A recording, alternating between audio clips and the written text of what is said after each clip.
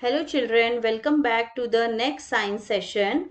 We were doing chapter number 3, classification of animals, in which we have started the what are the types of animals, okay, in which we have done the what are invertebrates and what are vertebrates. Invertebrates we have completed and we were doing vertebrates. Okay, now in vertebrates also children we have completed with fish and reptiles. Now we will start what are amphibians. Today we are going to see what are amphibians. Okay, so let's see what are amphibians children.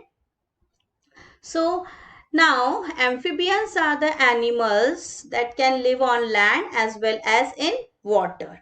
Okay, so see here some animals such as frogs, toads, newts and salamanders can live on land as well as in water.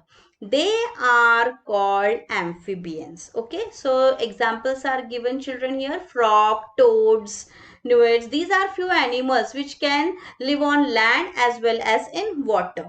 Now, see children, there is a special feature about breathing in the amphibians, how they breathe.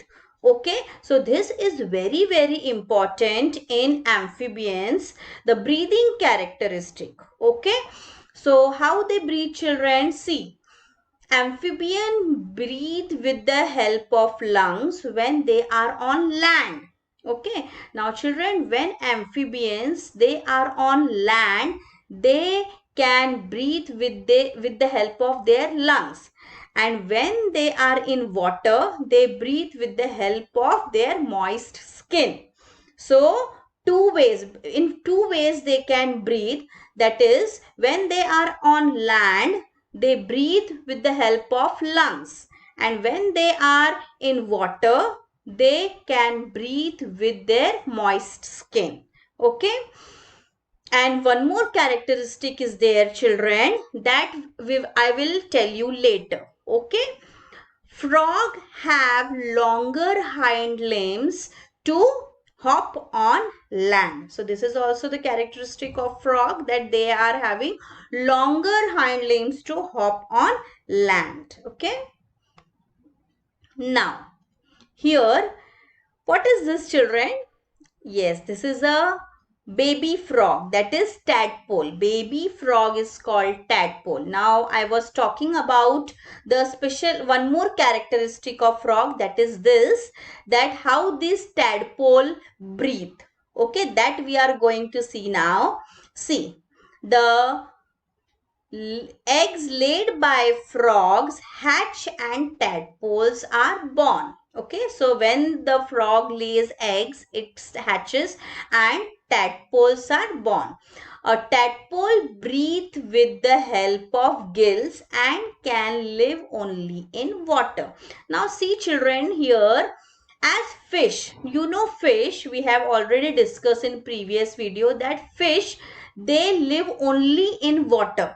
In the same way, these tadpoles, the baby frogs, they are also like tiny fish which can live only in water. And as fish breathe with the help of gills, in the same manner tadpole also breathe with the help of their gills. Okay, so these tadpoles, they are similar like fish. Okay, the breathing technique, the breathing habit is also same. They breathe with the help of gills. So this was again a special characteristic which I was talking about. A tadpole breathe with the help of gills and can live only in water.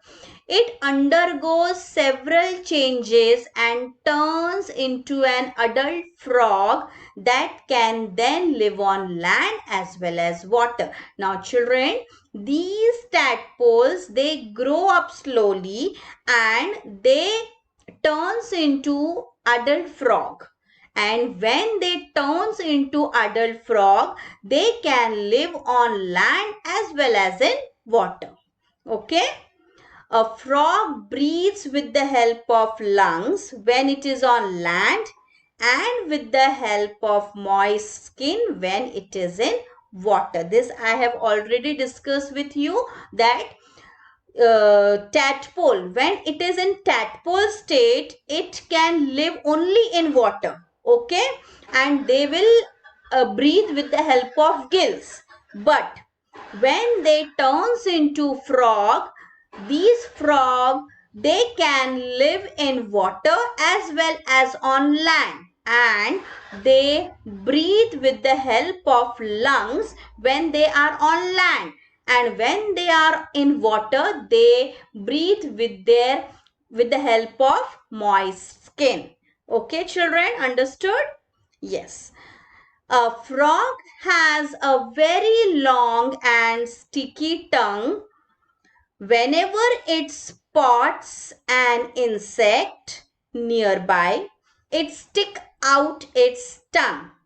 The insect gets stuck on its sticky tongue, which is rolled back into the mouth. So this is again a special characteristic of frog, that children, the frog is having a long sticky tongue, and whenever they see any insect around them, what they do, they took out their tongue out, and what happened, the insect gets stuck on their tongue and then they roll back into the mouth. Like this the frog eats the insects. Okay, yes. Now next, here we have completed amphibian, and next we are going to start with birds. Okay, this birds is a very small topic. Now birds. Birds are warm-blooded animals. Now what do you understand by warm-blooded animals, children? Children, in previous video I have discussed with you about cold-blooded animals in reptiles. Okay, in that cold-blooded animals I have taught you that in cold, what are cold-blooded animals, children? In cold-blooded animals, the animals, they cannot control their body temperature. Okay, so in birds, when we are saying that if birds are warm-blooded animals, that means they can control their temperature. Okay, that means their temperature remains the same. Their temperature is not changed when they are moving from one place to another. Okay, their temperature is same. So birds are warm-blooded animals. It means that the body temperature of these animals do not change according to their surrounding. For example, if a bird is in hot surrounding today, the temperature is different, and when it goes to a cold surrounding, the temperature is different. It's not like this. Okay, the wherever they go, whether it is hot surrounding, cold surrounding, it doesn't matter. The temperature is same. It do not change. Okay. Birds have light wings bodies which are covered with feathers. They can fly with the help of their wings. Yes, now these birds, they are having very lightweight wings, feathers. Yes, so and they fly with the help of their wings. Some birds such as kiwis, ostrich and penguins cannot fly.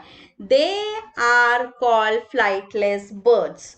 Yes, so these birds which cannot fly, kiwis, ostrich, penguins, they cannot fly, but still they are in the category of birds. Okay, so these type of birds which cannot fly, it is called, they are called as flightless birds. Okay, so here we end up with the birds topic. In next video we will start with new topic. Okay, till then you revise what are amphibians and what are birds. Okay, you revise the characteristic of amphibians and birds. Till then, goodbye children. We will meet again soon. Bye bye.